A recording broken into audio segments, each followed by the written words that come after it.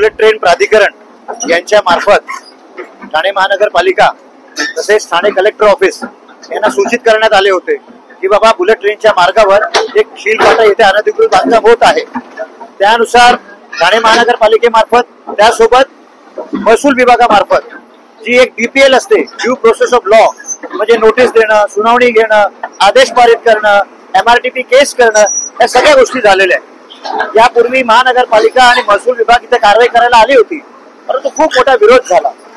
मग आजची ही कारवाई नियोजित करण्यात आली।